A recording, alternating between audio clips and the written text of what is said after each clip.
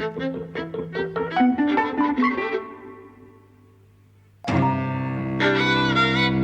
and welcome to Eavesdropping at the Movies. I'm Mike. And I'm Jose.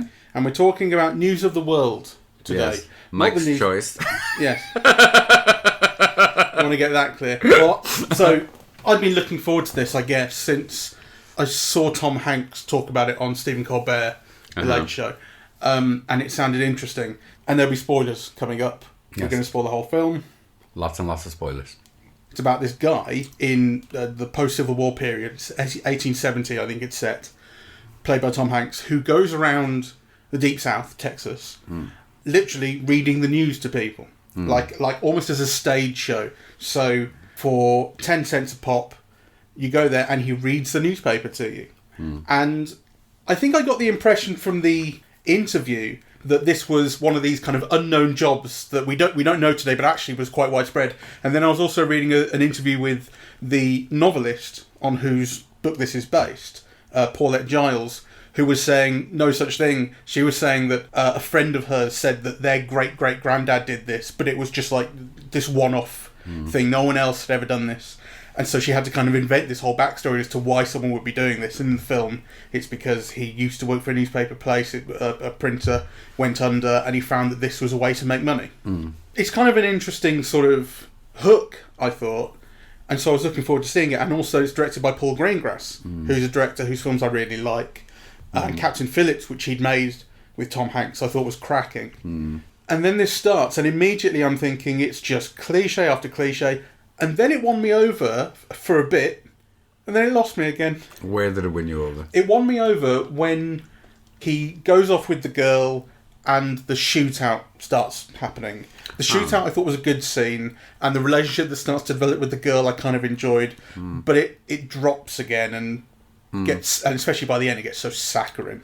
I think none of it is good enough. So I think the scene that you mentioned, the shootout, is interesting. I mean, it's basically these men who want to buy this young girl, 12 years old, as a sex slave, basically, to have their way with her and then to sell her on to other people, basically. That's, what's implied.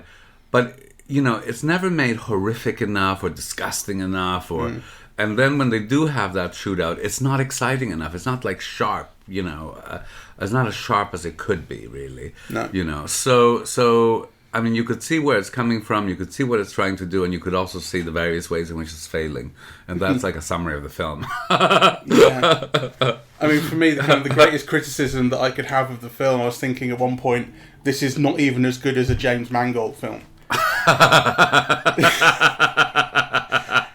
Because I was thinking specifically about 3:10 to Yuma, which was a remake he did of a film from the 50s, I think. Which I rather like 3:10 to Yuma, but it's a film which has... I've never seen it. It's got a reputation. Yeah, I suppose it's an interesting comparison in that it's a film that really, really relies on its stars, and this is such a star vehicle. This is all about Tom Hanks. Yes. And 3:10 to Yuma was all about Russell Crowe and Christian Bale, and them playing off each other. But I think I've said before that I always feel like James Mangold makes a film about 70% as good as it could be, and this has that feel to me that there are, there is, like I say, there's cliche after cliche after cliche, and when we paused it to go and get a glass of water and we saw there were 40 minutes to go, it's 2 hour film. You said, God, 40 minutes, and I said, how many more cliches can there be? Ugh. There'd already been so many. Well, there were a lot more to come. There were. And in principle, I don't have a problem with that if they are done well, and they weren't even that. It is really by the numbers. But I want to ask you, because I can't quite figure it out yet, so maybe you can help. What is it about? What's the point of making this movie? Yeah, I was wondering that. I was thinking, what am I supposed to feel? And I suppose in some sense, it's kind of obvious what I'm supposed to feel. Maybe the question is more, why aren't I? Or why should it be interesting to feel what I'm supposed to feel?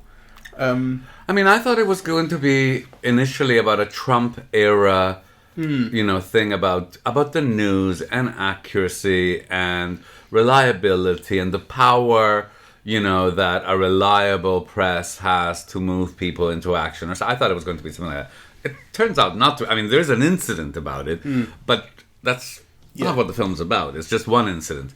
I thought then it might be about Trump culture, about, racism and the cultural divisions. And again, it has an episode of this white supremacist in the South who's exploiting, blacks and Mexicans whilst trying to eliminate them. Yeah, even that's kind of more implied than told. But that's kind of an episode. And you think, well, how do these episodes build up? Because, the whole film is about, or has as a setting, a civil war that changed people's lives and that made people feel cursed by God, right? That's the overall setting. But you think, Tom Hanks is about 40 fucking years too old to be that person, right? Yeah? When he says at the end, we never had time to build a family or whatever, you think, you're fucking 65. Why have you waited so long? Right? I think it would be different if it was like a 35-year-old who'd come after 5 years of war, or a 30-year-old who'd come after 5 years of war. And those would be the people, who'd be fighting the rich man's war, as they say, not like some 60-year-old guy. I mean, I just kind of didn't get it. I thought, what's the function of the young girl in the film? So, she's somebody whose parents were murdered, and then she was taken over by another tribe, and then they were murdered.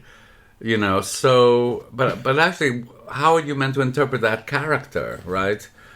I think you're supposed to say, don't adopt this little girl. It's a horror film. She's a curse. She's the Omen. Satan's child. I got the hook of the kind of question about that little girl, because right at the start when you meet her, she's Aryan, right? Blonde haired, blue eyed, and yet she's speaking a Native American tongue. Yes.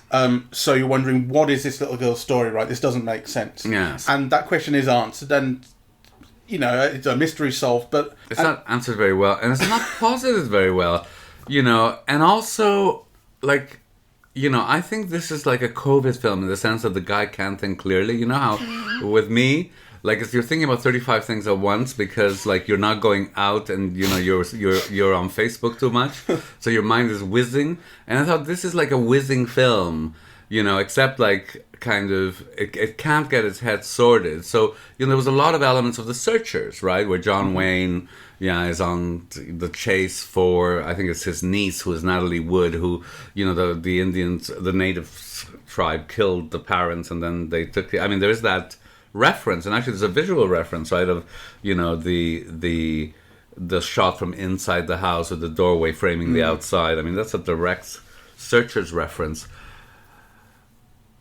But, again, that's just one element of a film, and then it veers off in another direction. So there's this constant veering off into different things, which are difficult to connect, or at least for me, they're difficult to connect, and which are played at a funereal pace. There were things that you knew were coming, then they came, and then they took about 10 times too long right, to tell you what you already knew. Right? Yeah. And I thought that was my feelings in watching the film, basically. Yeah, I think it's a film that would convince someone who doesn't really know that much about movies that it's quite good, because it looks like professionally shot film with beautiful landscape shots and things are quite nicely amber composed, lighting, all that kind of thing. It has a kind of professional look and feel to it, but actually I don't think it has an original idea in it at all. Maybe apart from that central, reading the news thing as a job, that's kind of interesting. But as you say, it does nothing with it. All that stuff about fake news, or the links it could be making to fake news and so on, giving people what they want as opposed to what they need, it doesn't really do anything with. No. And the things don't play well, right? So that moment where he's basically in this Nazi death camp, except it's buffaloes, and he's told to read this triumphalist story about the place, and instead he chooses to read something else, as a liberating thing. About miners who survive a fire. Yeah, who are exploited by their bosses. It's kind of signaled so strongly, hammers you over the head with its significance. But then dramatically it doesn't make sense. I mean, you are in the middle of nowhere, you've been abducted into this place. Yeah, kind of, what, all of a sudden you're going to piss these guys off? They all have guns, and you're there with a little girl and completely defenseless? I mean, that's just stupid. Like, the film doesn't give you more of a reason or a way out or a chance to escape or, some calculation as to why this would be something you survive, right? I got that. I mean, you might be right, it's risky what he does, but the story that he tells whips the people up into and you can see why it does. So I kind of went with it. You can see why the story does, and that's the whole point of the scene. But actually, I think dramatically, the film needed to have made you understand Tom Hanks' choices and the possibilities, and at least a chance of a way out. I mean, if you're going to put yourself in the situation and you're going down with the ship, and actually, how could you go down with the ship whether there's a little girl that you've got to protect, right? So yeah, and actually that's a way of just creating tension, of adding texture and tension to the scene, and the film doesn't do that at all. What do you mean by going down with the ship? Because his intent is to escape. That's what he tries to do. But the film shows you that there's almost no escape, right? They're in the middle of nowhere. They've been brought in by this gang. They're now surrounded by all of those people. So what's the way out of that? Well, he tries to get to his horse. Yes, I think you've answered it. Yeah. The only thing that I liked about the film, and I don't quite agree with you about I know what you mean, but I don't quite agree with you about the professionalism of it. Because actually I think, none of the things are shot in what I would consider an ideal form. So for example, I hated the beginning where you have these extreme wide angle shots where the edges are distorted, right? That's how the film begins. You think, okay, well, what idea of the Western or of 1865 or, what is this world that it's setting up? Is that meant to be significant or poetic or meaningful? That the edges of this world are distorted. Maybe it is, but I didn't like it, and I didn't like the look of it. What I did like later on was, all of those sunset scenes with the amber, and they looked very pretty. But again, I didn't understand what they were meant to signify, really.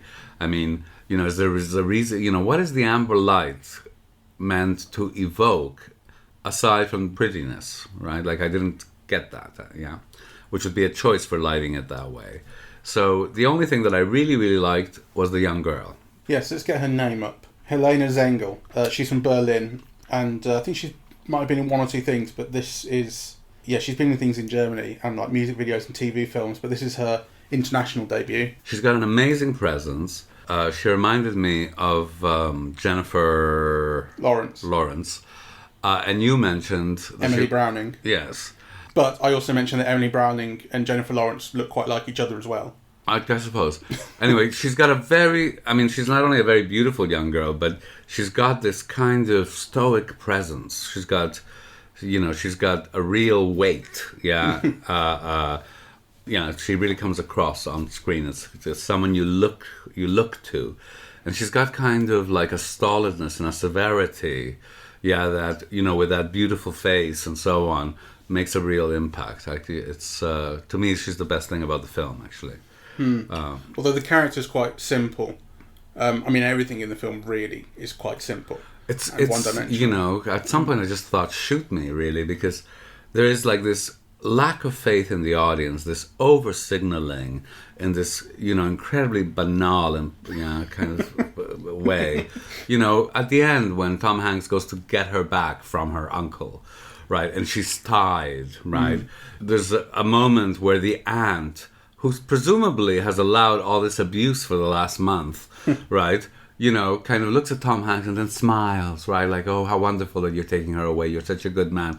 And you think, what about you, bitch? Like, you've got this little girl tied up like a dog. And all of a sudden we're supposed to think, Tom Hanks is wonderful because this nice old lady, thinks she's wonderful.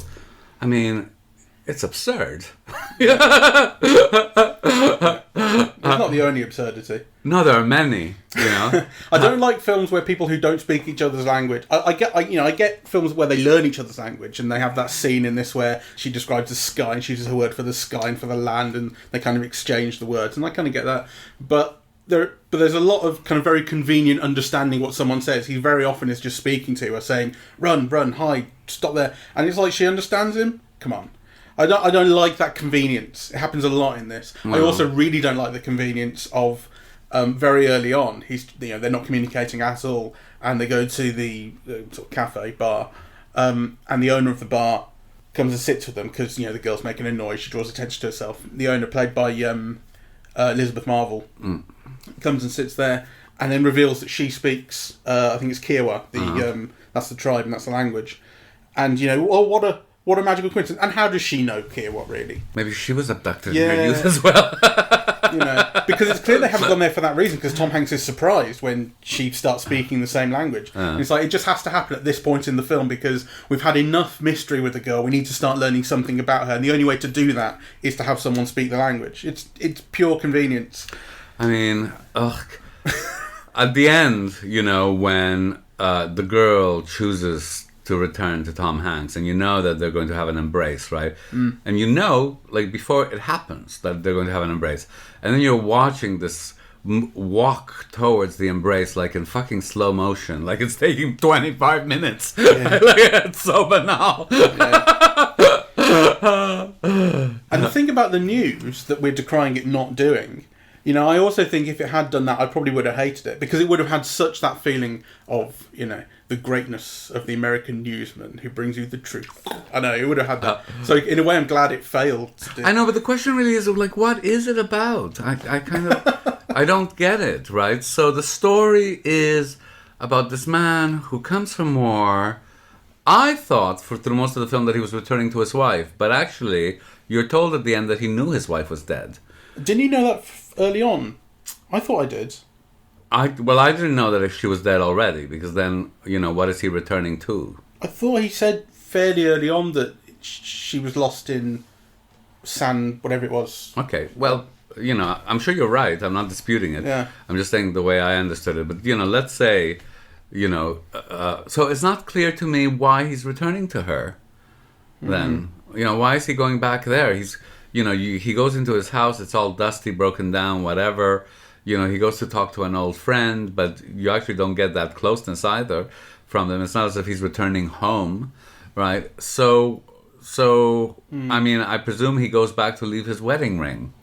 Well, he talks to that friend about it being like a divine punishment that he lost his wife, doesn't he? For the things that he's done in his past that he regrets. Thing is, this being Tom Hanks, what I've wanted from Tom Hanks in a Western, and I've said this before, is I want to see the villainous thing. That's what I because you never get that out of Tom Hanks, and so it kind of, the idea that he could be villainous, it would make sense in a Western, because that's, you could have, the guy with the black hat, the guy with the white hat, and they shoot each other, and real classic, just goody baddie stuff. That's not at all what you get here. What you get here is normal, noble Tom Hanks, who has, he has the right idea, and he looks after the girl, and he does what's right. But he's playing a former Southern captain who obviously fought in the Civil War, and he's able to use the name that he has to get a favour here and there. People know him, but when he meets the girl right at the start, he meets her having just seen a black guy who's been hanged, who's been lynched. And there's this look on his face that he knows this is wrong, right? Like he is one of the enlightened Southerners who knows that racism is bad and so on and so forth. He just has a 2020 attitude, but he's born in the wrong era or what have you. So when he says to his friend at the end, right, that his wife dying, it wasn't, I think it was an illness, and he says it wasn't an illness, it was cholera. Yeah, but it meant to be cholera, but the point is he says, like, no, it was a punishment, right? Yeah, for the bad things I've done in my life. So he's talking about the things that he did as a general and the things that he. I know what you feel like saying is, what were those bad things? Yeah, right. Tell me about it. I know your past. And so I guess what you're supposed to see is a chance at a redemption in looking after the girl and bringing her up right and giving her a chance at life that she's not had before. But this is how stupid this film is, because, the very first shot that you see, I think, is Tom Hanks is putting his shirt on, and the camera lingers over these wounds in his back, right? Like, you know, he's clearly had like an arrow or a shaft, or he's got like these wounds that have healed over, these scars of these big wounds, right? But that's all, right? So if this guy has done such terrible things, and if he's just come from a civil war, right? Like, I can imagine what horrible things he might have done or might have happened to him. But actually, I think we still need a few more clues from the film.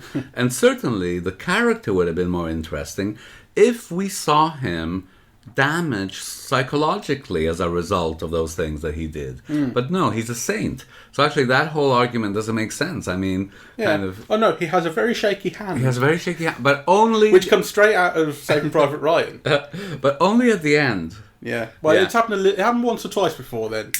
Right. But the camera didn't linger on it the way that Spielberg's did in Saving Private Ryan. But you see, I thought the thing about the shaky hand was he'd just done something traumatic. I don't know whether he'd shot a gun or he'd killed the last person or whatever, and his hand was shaking. So you just think, okay, it's shaking because he's nervous. Yeah, I totally agree with you. It's not sold properly. Like, it came across to me as, he's old. Exactly.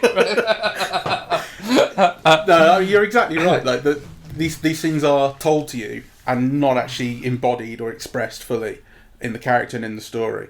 Did you believe in the relationship between Hanks and the girl?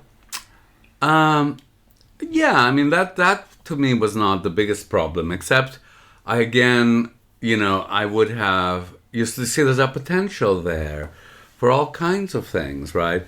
That I think are misjudged. So at the end, in a triumphalist moment, he introduces her as his daughter. He says her name is Joanna Kidd, right? So the implication is, that she's now become his daughter, But, I mean, here's a guy who's just lost his wife, who's got no children, right? Who's lost his business, who's suffering, from the aftermath of a very horrible war.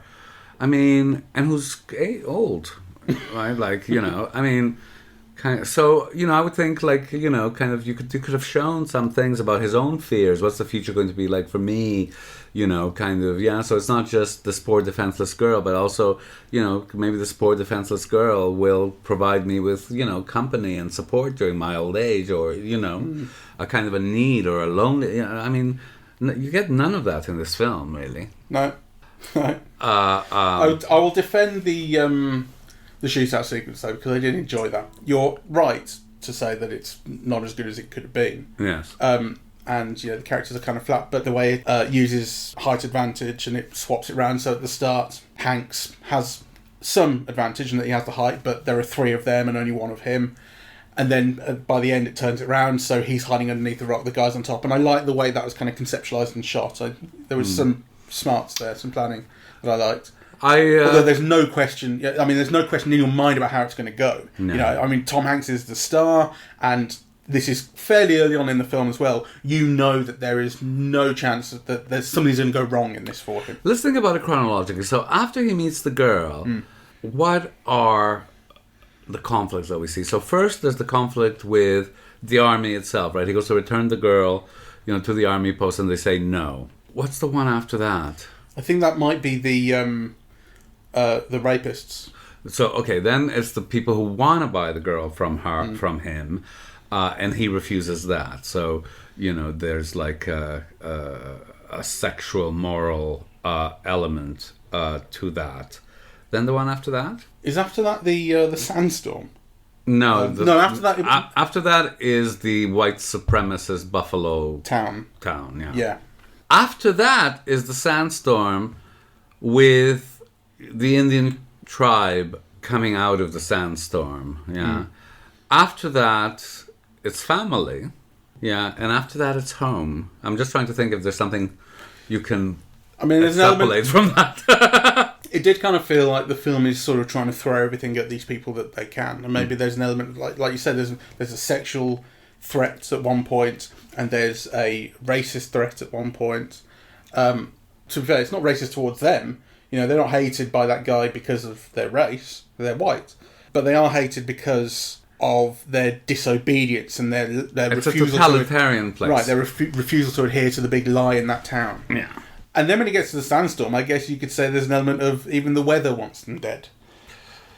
You know, maybe that's what the film is trying to, right? You know, maybe the film is kind of trying to take these elements from different sort of thematic dimensions and throw them all over the characters. Those scenes lack skill, basically, and poetry and imagination and everything of the utmost banality.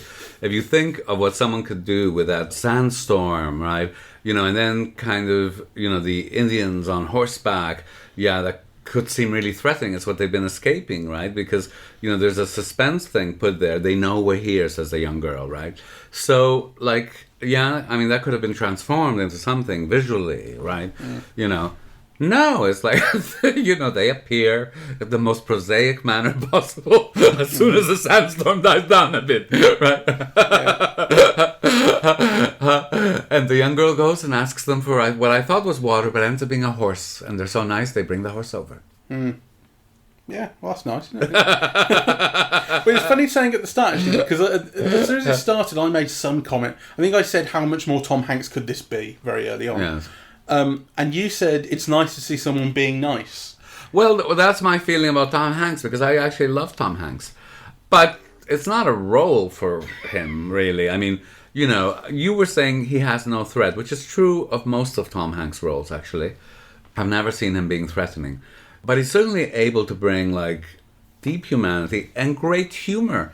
I mean, there isn't a laugh, and there isn't much tension, and there are no laughs. You know, so what you get is, like, the dull version of Tom Hanks being nice. Yes, exactly. It's dull, basically, in every way, this film. Yeah. It's. So thank you very much, Michael Glass. I mean, you know, we can't all be winners. That's true. That's what happens. That's what happens occasionally. Blame Tom Hanks, frankly, for making the film sound interesting on Colbert. I do want to say how bad I think Paul Greenglass's direction is. Greengrass. You know, there's that moment at the beginning where you see, it's almost like one of the early shots where the camera sweeps in behind him and then does this twirl and then stops in front of, you know, Tom Hanks' face, So he's walking, I think, somewhere, And I thought, like, why? Like, you know, Like, it's almost like the camera move is supposed to give you the life and vibrancy that the film itself can't. Right? Yeah. And it's important to say, I think, that this film is not like other Paul Greengrass films. So I've not seen all of his films, but the style that he became known for, and actually, for a while, changed cinema with. The intensified continuity that he showed in the last two Bourne films, and in United 93, and Captain Phillips as well. You know, shaky cameras, rapid cutting, snatching shots here and there, you know. That's not what's going on here. I mean, that's why... and it's proof that he doesn't know. Doesn't know...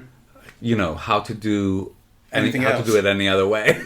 Because when he tried to in this one, it's like dull and flat and, you know. Absolutely. So, and that's one of the reasons that it's so disappointing, because, you know, one of the reasons that it was so exciting to have this Paul Greengrass Western was, great, bringing that style to a Western. Yes. And no, the opposite. Or find a style to do the Western in a new way. But no, he kind of returns actually to almost quite an old-fashioned way of doing a Western, but he doesn't quite know how to do it. Yeah. And that's why I'd say it's like an impression of a Western, and why it's not even as good as James Mangold, who does impressions of Westerns. All right, shall we wrap it up? Yeah. So... not recommended. No, I wouldn't bother with this one, to be honest. All right. Thank you very much for listening. We are eavesdropping at the movies, and we are on Apple Podcasts, Spotify, Google Podcasts, SoundCloud, and YouTube. On social media, we're on Facebook and Twitter at Eavesdrop Movies, and the website is eavesdroppingatthemovies.com. Thank you very much. Bye-bye.